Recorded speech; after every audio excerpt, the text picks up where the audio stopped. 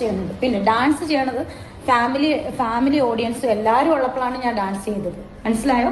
അതിന് bar dance എന്നൊക്കെ പറഞ്ഞ് നിങ്ങൾ കുറേ ഞാൻ കേരളത്തിൽ നിന്ന് ഇങ്ങോട്ട് വന്നപ്പോൾ കുറേ അവിടെ വിവാദങ്ങൾ പൊട്ടി പുറപ്പെടുന്ന ഞാൻ പറഞ്ഞിട്ടില്ല, ഞാനിതൊന്നും കാണാറില്ല. ഒരുപാട് പേര് എന്നോട് പറഞ്ഞു. എനിക്കതിനകത്തൊന്നും ഒരു വിഷയമില്ല. കാരണം റീച്ച് ഇല്ലാത്ത കുറേ എണ്ണം ഇറങ്ങിയിട്ട് വ്ളോഗേഴ്സ് ഇറങ്ങിയിട്ട് എനിക്കെതിരെ അങ്ങ് തട്ടും. രേണുസുതിയാണല്ലോ റീച്ചില്ല ആള്, തട്ടിക്കോട്ടെ, എനിക്കൊരു വിഷയമില്ല.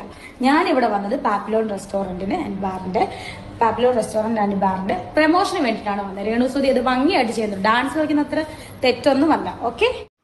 ലേറ്റസ്റ്റ് ആയിട്ട് രേണുസുതി ഒരു ബാറിൽ ഡാൻസ് കളിക്കുന്ന വീഡിയോസ് സോഷ്യൽ മീഡിയയിൽ ഭയങ്കര വൈറലായി പോയിക്കൊണ്ടിരിക്കുമായിരുന്നു.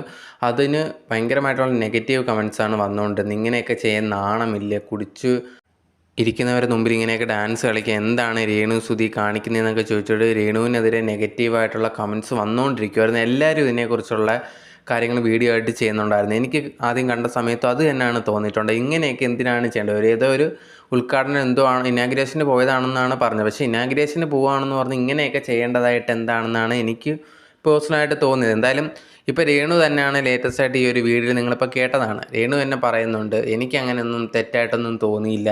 പിന്നെ അത് ബാറെന്ന് പറഞ്ഞിട്ട് അത് ഫാമിലിയൊക്കെ ഉള്ളിടത്ത് തന്നെ നിന്നാണ് ഞാൻ ഡാൻസ് കളിച്ചതെന്നൊക്കെ പറയുന്നുണ്ട്. അങ്ങനെയൊക്കെ പറഞ്ഞാൽ രേണു ഈ കാര്യങ്ങൾ പറയുന്നതിനൊന്നും നമുക്ക് അക്സെപ്റ്റ് ചെയ്യാനൊന്നും പറ്റുന്നില്ല.